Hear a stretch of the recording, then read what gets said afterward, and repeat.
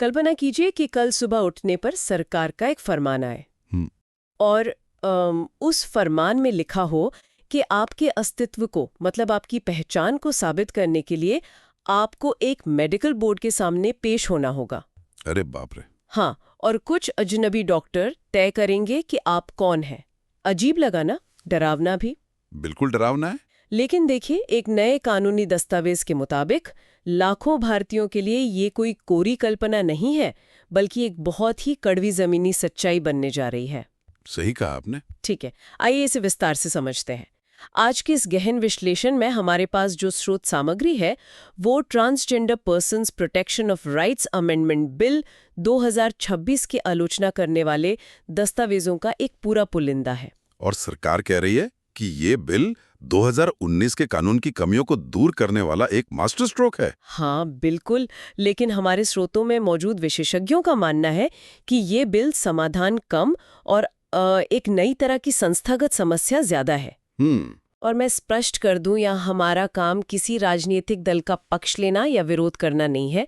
हम सिर्फ स्रोत सामग्री के पन्नों में दबे तथ्यों और तर्कों को निष्पक्ष रूप से सामने रख रहे हैं। बिल्कुल, ताकि एक स्पष्ट समझ बन सके। तो अच्छा, ये खाई आखिर पैदा कहाँ से हो रही है? कानून जो कहता है और जो जमीन पर होता है उसमें इतना बड़ा अंतर क्यों है? देखिए, इस खाई की शुरुआत होती है कागज पर खींची गई लकीरों से। कानूनी भाषा की सबसे बड़ी दिक्कत यह है कि उसे हर चीज के लिए एक सांचा चाहिए। सांचा मतलब? एक फिक्स फ्रेमवर्क। हाँ। हम अक्सर मान लेते हैं कि कानून समाज की जटिलताओं को सुलझाने के लिए है, लेकिन कई बार व्यवस्था को चलाने के लिए सरकारें चीजों को इतना ज्यादा सिंप्लीफाई कर देती हैं कि असली लोग उन पन्नों से ही गायब हो जाते हैं। एकदम सही। और इस 2026 के बिल के दस्तावेजों का विश्लेषण करने पर सबसे पहली बात यही समझ आती है, जो चीज इस बिल की परिभाषा वाले हिस्से में दर्ज नहीं है, सिस्टम की नजर में उसका कोई वजूद ही नहीं है। मतलब सारा खेल इस बात का है कि कानून किस पर लागू होता है और किस पर नहीं। बिल्कुल। और यहाँ जो बात सबसे आकर्षक है वो ये है कि 2026 का ये बिल ट्रांसजेंडर व्यक्ति की परिभाषा को बहुत ज्यादा संकीर्ण कर देता है। संकीर्ण मतलब बहुत ही सीमित। हाँ, ये बिल केवल कुछ विशिष्ट सामाजिक सांस्कृतिक पहचानों को ही मानता है, जैसे हिजरा, किन्नर या अरवानी समुदाय। अच्छा। और इसके अलावा ये जैविक रूप से परिभाषित इंटरसेक्स लोगों को इसमें शामिल करता है। बस इतना ही? हाँ, इसके बाहर जो भी है वो कानून की नजर में है ही नहीं। रुको, तो इसका मतलब है कि उन्होंने इंसान की पहचान के एक बहुत ही विशाल स्पेक्ट्रम को लिया और उसे सिर्फ 3-4 छोटे बॉक्सों में कैद कर दिया। बिल्कुल यही हुआ है। ये तो कुछ ऐसा हुआ जैसे किसी चित्रकार से कहा जाए कि भाई दुनिया की तस्वीर बनानी है, लेकिन तुम्हारे पास सिर्फ 3 तय रंग है, लाल, नीला और हरा। बहुत अच्छी उपमा है। अब जो रंग उन 3 डिब्बों में फिट नहीं बैठते, क्या वे मिट जाएंगे?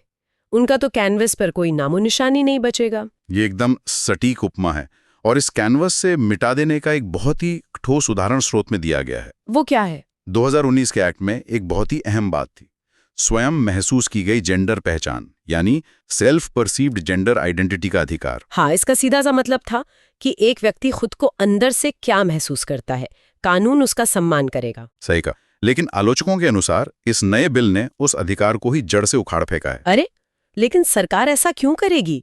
क्या ये जानबूझकर किया गया बहिष्कार है या सिर्फ प्रशासनिक आलस? ये एक बड़ा सवाल है। क्योंकि देखिए, अगर किसी की जेंडर पहचान तरल है, मतलब फ्लूइड है, और यहाँ फ्लूइड से हमारा मतलब उन लोगों से है जिनकी जेंडर पहचान समय के साथ बदल सकती है, या जो समाज के तयशुदा स्त्री पुरुष वाले कठोर खांचे में फिट नहीं बैठते, तो उन्हें बाहर करने का क्या तर्क हो सकता है? दस्तावेज इशारा करते हैं कि ये प्रशासनिक नियंत्रण की चाहत है। प्रशासनिक नियंत्रण? हाँ, जब पहचान फ्लूइड या गैर हेट्रोनॉर्मेटिव होती है तो सरकारी बाबुओं को अपनी एक्सेल शीट बनाने में दिक्कत होती है। उन्हें चेक बॉक्स चाहिए? बिल्कुल, हाँ या ना, पुरुष, महिला या फिर एक तयशुदा ट्रांसजेंडर श्रेणी। जब कोई व्यक्ति कहता है कि मेरी पहचान इन चेकबॉक्स से परे है, तो सरकारी ढांचा घबरा जाता है। समझ रही हूँ। इसलिए व्यवस्था के लिए आसान है कि वो विविधता को ही नकार दे। लेकिन ये सिर्फ परिभाषा तक सीमित नहीं है। यहाँ एक बहुत बड़ी वैज्ञानिक भूल भी है, जिसे स्रोत बार बार रेखांकित करते हैं। यहाँ एक बहुत ही दिलचस्प बात सामने आती है, विज्ञान की भूल। मतलब 2026 में आकर भी हम बुनियादी जीव विज्ञान में उलझे हुए हैं। दरअसल मामला सिर्फ उलझने का नहीं है, ये एक बहुत बड़ी वैचारिक दुर्घटना है। वो कैसे? देखिए, जीव विज्ञान और समाजशास्त्र में सेक्स और जेंडर दो बिल्कुल अलग अवधारणाएं हैं। हाँ, सेक्स एक जैविक वास्तविकता है। ये आपके क्रोमोसोम, शरीर रचना और हार्मोन से तय होता है। बिल्कुल।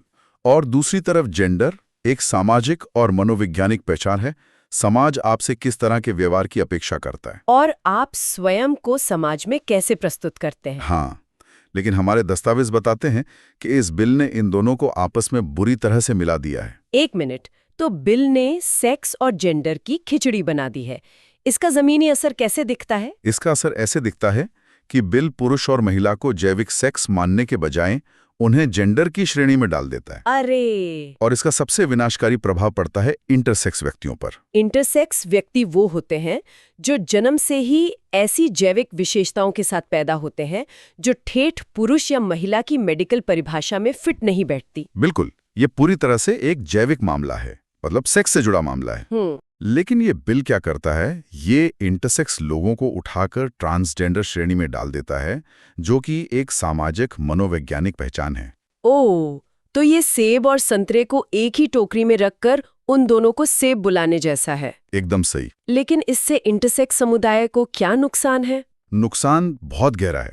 एक इंटरसेक्स व्यक्ति की स्वास्थ्य संबंधी जरूरतें, उनका मेडिकल केयर एक ट्रांसजेंडर व्यक्ति से बिल्कुल अलग हो सकता है। हाँ, जाहिर सी बात है। जब कानून दोनों को एक ही चश्मे से देखेगा तो इंटरसेक्स लोगों की विशिष्ट चिकित्सा और कानूनी जरूरतें पूरी तरह से छिन जाएंगी। ये तो बहुत बड़ी लापरवाही है। बिल्कुल। अगर हम इसे व्यापक संदर्भ से जोड़कर देखें तो संयुक्त राष्ट्र और विश्व स्वास्थ्य संगठन जैसे निकाय सालों से कह रहे हैं कि इन दोनों श्रेणियों को अलग रखा जाए। स्रोत स्पष्ट रूप से चेतावनी देते हैं कि ये वैज्ञानिक अशुद्धि भारत के कानून को वैश्विक मानवाधिकार मानकों से बहुत पीछे धकेल देती है। जरा सोचिए, जब सरकार के पास बुनियादी परिभाषाएं ही गलत हैं, तो नीतियां कैसी बनेंगी? नीतियां तो डेटा के आधार पर बनती हैं। बिल्कुल। इसे ऐसे समझें जैसे आपके पास एक बहुत ही महंगा स्मार्टफोन है, लेकिन टेलीकॉम कंपनी का सिस्टम आपके सिम कार्ड के फॉर्मेट को ही नहीं पहचानता। बहुत बढ़िया उदाहरण है। आपका फोन काम कर रहा है, आप वहां मौजूद हैं, लेकिन नेटवर्क के लिए आप पूरी तरह से अदृश्य हैं। आप न मदद के लिए कॉल कर सकते हैं, न ही सरकार के कल्याणकारी नेटवर्क से जुड़ सकते हैं। हाँ। तो मेरा सवाल है, क्या इस बिल के कारण भी यही प्रशासनिक अदृश्यता पैदा हो रही है? ये सिम कार्ड वाली उपमा एकदम से तीख बैठती है। दस्तावेज इसी एडमिनिस्ट्रेटिव इनविजिबिलिटी पर गहरा जोर देते हैं। जब आधिकारिक फॉर्मों में सेक्स और जेंडर के बीच कोई अंतर ही नहीं होगा और परिभाषा इतनी संकीर्ण होगी तो सरकारी सिस्टम में लोगों को गिना ही नहीं जा सकेगा। मतलब उनका कोई देता ही नहीं होगा। हाँ, और नीति निर्माण का कड़वा सच ये है कि जिसे परिभाषित नहीं किया जा सकता उसे गिना नहीं जा सकता, और जिसे गिना नहीं जा सकता उसके लिए बजट नहीं आवंटित होता। तो अगर सरकार के पास ये डेटा ही नहीं है कि किसे मदद की जरूरत है, तो क्या ये कहना सही होगा कि नीतियां अंधेरे में तीर चलाने के समान है? बिल्कुल। लाखों लोग जो इस संकीर्ण परिभाषा में नहीं आते, वे स्वास्थ्य सेवाओं, शिक्षा में आरक्षण या कानूनी सुरक्षा की पहुंच से बाहर हो जाते हैं। ये तो बहुत दुखद है। नीतियां तब तक सतही रहेंगी जब तक कि प्रशासनिक ढांचे में इन श्रेणियों को अलग अलग करके सटीक जनसांख्यिकीय डेटा नहीं जुटाया जाता। अच्छा, चलिए उन लोगों की बात करते हैं जो सिस्टम के इस क्रूर चेकबॉक्स में फिट हो जाते हैं, जो अपनी पहचान को कानूनी मान्यता दिलाना चाहते हैं। दस्तावेज बताते हैं कि उनके लिए इस बिल ने मेडिकलाइजेशन का एक रास्ता तैयार किया है, और शुरुआत में मैंने जिस डरावने फरमान का जिक्र किया था वो यहीं से आता है। बिल्कुल।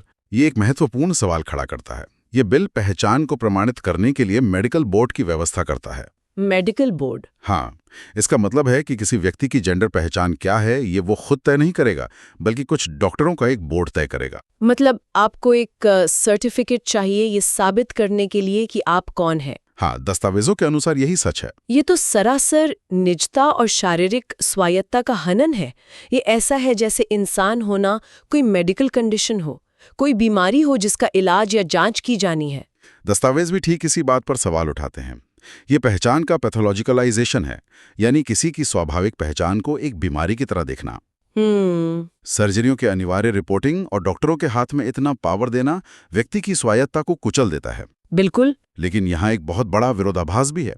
एक तरफ तो सरकार वयस्कों की पहचान तय करने के लिए मेडिकल जांच थोप रही है। हाँ। वहीं दूसरी तरफ जहां वास्तव में मेडिकल दखल को रोकने की जरूरत है, वहां बिल पूरी तरह खामोश है। आप इंटरसेक्स शिशुओं पर होने वाली नॉर्मलाइजिंग सर्जरीज की बात कर रहे हैं ना? हाँ। इसे जरा आसान भाषा में समझाना जरूरी है। देखिए, जब एक इंटरसेक्स शिशु पैदा होता है जिसकी जैविक विशेषताएं स्पष्ट रूप से लड़का या लड़की वाली नहीं होती, तो अक्सर डॉक्टर और घबराए हुए माता पिता उस नवजात शिशु पर बिना उसकी सहमति के सर्जरी कर देते हैं। हे भगवान! इसका मकसद सिर्फ उस बच्चे के शरीर को समाज के नजरिए से नॉर्मल दिखाना होता है। ये तो बहुत ही क्रूर है। हाँ, मानवाधिकार संस्थाएं इसे बच्चे की शारीरिक अखंडता पर एक क्रूर हमला मानती हैं और इसे तुरंत प्रतिबंधित करने की मांग कर रही हैं। ये तो रोंगटे खड़े कर देने वाला है। एक नवजात शिशु जो सहमति भी नहीं दे सकता, उस पर सिर्फ समाज के सौंदर्य या नॉर्मल दिखने के मानकों को थोपने के लिए चाकू चलाया जा रहा है। बिल्कुल। और हमारे स्रोत के अनुसार ये 2026 का बिल इसे रोकने के लिए कुछ नहीं करता। दुर्भाग्य से नहीं। बिल में इन गैर सहमति वाली सर्जरियों को गैर कानूनी घोषित करने के लिए कोई स्पष्ट प्रावधान नहीं है। ये तो बहुत ही निराशाजनक है। तो आप देख सकते हैं कि कैसे कानूनी ढांचा वयस्कों पर अनावश्यक मेडिकल नियंत्रण थोप रहा है, लेकिन बेबस शिशुओं को सर्जिकल शोषण से बचाने में विफल है। तो बाहर से तो ये मेडिकल बोर्ड और सरकारी सिस्टम का शिकंजा है, लेकिन चलिए जरा राज्य के नियंत्रण से बाहर निकलकर समुदाय के भीतर की जमीनी सच्चाई को देखते हैं। कोई भी इंसान जब बाहर से शोषित होता है तो वो पनाह के लिए अपने समुदाय के पास जाता है। क्या ये बिल समुदाय के भीतर होने वाले शोषण से लोगों को बचाता है? यहाँ स्रोत एक बहुत ही जटिल वास्तविकता को सामने लाते हैं। बिल बाहरी लोगों द्वारा किए जाने वाले जबरन शोषण या भीख मंगवाने जैसे अपराधों के लिए तो सख्त सजा तय करता है। ठीक है, वो तो अच्छी बात है। हाँ, लेकिन ये समुदाय के भीतर गहराई से बैठी हिजड़ा जमात घराना व्यवस्था की पूरी तरह से अनदेखी कर देता है। रुको, क्या कानून का समुदाय के आंतरिक मामलों में दखल न देना एक तरह की समझदारी नहीं है? सतहत्तर ऐसा लग सकता है, लेकिन दस्तावेज इस जमात घराना व्यवस्था के एक स्याह पहलू को उजागर करते हैं। अच्छा? ये व्यवस्था कई बार एक समानांतर सत्ता की तरह काम करती है। जो बच्चे अपने परिवारों द्वारा जेंडर के कारण छोड़ दिए जाते हैं, वे अक्सर इसी व्यवस्था के पास आते हैं। ये उन्हें आश्रय तो देती है, लेकिन बदले में अक्सर कड़ा आर्थिक नियंत्रण थोपती है, आवाजाही पर प्रतिबंध लगाती है। बाप रे! और कई बार इन युवाओं को मुख्य धारा की शिक्षा या रोजगार के अवसरों से दूर रखती है। एक मिनट, तो बिल भारी शोषण से तो बचा रहा है, लेकिन अपने ही समुदाय के भीतर होने वाले शोषण पर आंखें मूंद रहा है। बिल्कुल यही हो रहा है। ये तो वैसा ही हुआ कि आपने घर के मुख्य दरवाजे पर तो ताला लगा दिया, लेकिन पीछे का दरवाजा पूरा खुला छोड़ दिया और चोर अंदर बैठे हैं। बहुत सही कहा। क्या ये संभव है कि कानून केवल सतह पर दिखने वाली समस्याओं को ठीक करने का दिखावा कर रहा है, जबकि वह उन गहरी सामाजिक और आर्थिक बेड़ियों को छूने से बच रहा है जो वास्तव में लोगों को आजाद होने से रोकती हैं? आलोचकों का तर्क भी ठीक यही है। बिल इन आंतरिक पदानुक्रमों को संबोधित किए बिना, अनजाने में ही सही, इन शोषणकारी प्रथाओं को एक तरह की मूक सहमति दे देता है। और ये सिर्फ एक समुदाय विशेष की बात नहीं है। दस्तावेज एक और बहुत बड़ी सैद्धांतिक कमी की ओर इशारा करते हैं, इंटरसेक्शनैलिटी का पूरी तरह से गायब होना। इंटरसेक्शनैलिटी? ये शब्द अकादमिक बहसों में बहुत उछाला जाता है। इसे जरा जमीनी हकीकत से जोड़कर समझते। बिल्कुल। इंटरसेक्शनैलिटी का सीधा सा मतलब है कि कोई भी इंसान सिर्फ अपनी जेंडर पहचान से नहीं बनता। हाँ। उसके साथ उसकी जाति, उसका वर्ग और उसका धर्म भी जुड़ा होता है। सही बात है। जन सोचिए, एक शहरी उच्च वर्ग का ट्रांसजेंडर व्यक्ति जिसके पास पैसे और संसाधन हैं, उसका अनुभव एक दलित ग्रामीण ट्रांसजेंडर व्यक्ति से बिल्कुल अलग होगा। हाँ, क्योंकि उसे सिर्फ जेंडर के लिए नहीं बल्कि अपनी जाति और अपनी गरीबी के कारण भी प्रताड़ित किया जा रहा है। बिल्कुल। एक गरीब विकलांग इंटरसेक्स व्यक्ति द्वारा झेला जाने वाला भेदभाव कई गुना अधिक जानलेवा होता है। लेकिन कानून क्या कर रहा है?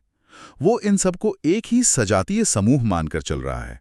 वो इस बात को पूरी तरह नजरअंदाज कर देता है कि भेदभाव परत दर परत काम करता है। यह एक बहुत बड़ी खामी है। इसके अलावा दस्तावेज बुनियादी नागरिक अधिकारों की अनुपस्थिति पर भी गहरी चोट करते हैं।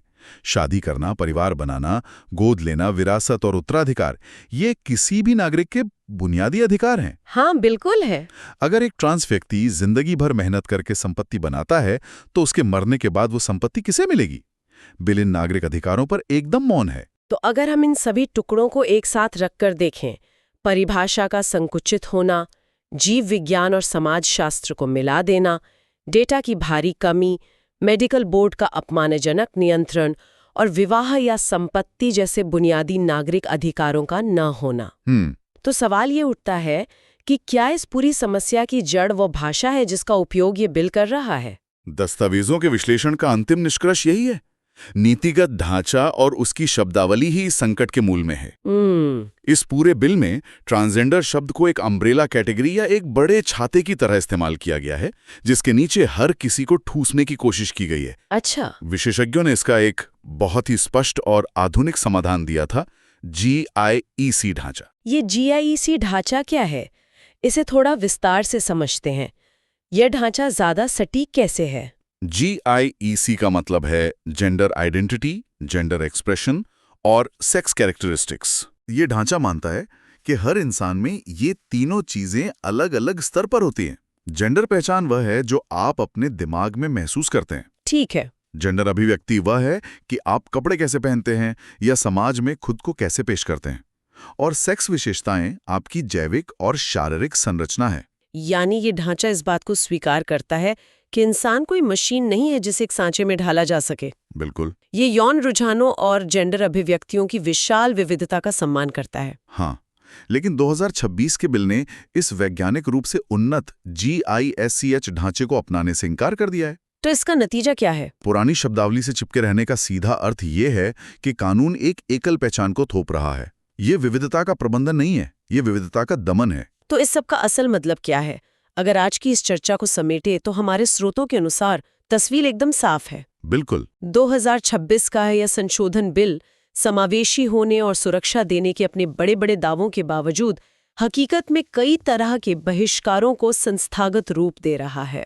ये एक ऐसा कानूनी ढांचा बना रहा है जहां लोग सिस्टम से सुरक्षा मांगने के बजाय सिस्टम से ही डरने लगेंगे। और इसीलिए स्रोत सामग्री का अंतिम सुझाव यही है कि किसी भी सच्चे सुधारात्मक कानून को विज्ञान पर आधारित होना चाहिए, हाँ, मानवाधिकारों से संचालित होना चाहिए और सबसे जरूरी उसे सेक्स और जेंडर के बीच के फर्क को समझना चाहिए, ताकि हर व्यक्ति को उसकी शारीरिक स्वायत्ता और नागरिक अधिकार मिल सकें। बिल्कुल।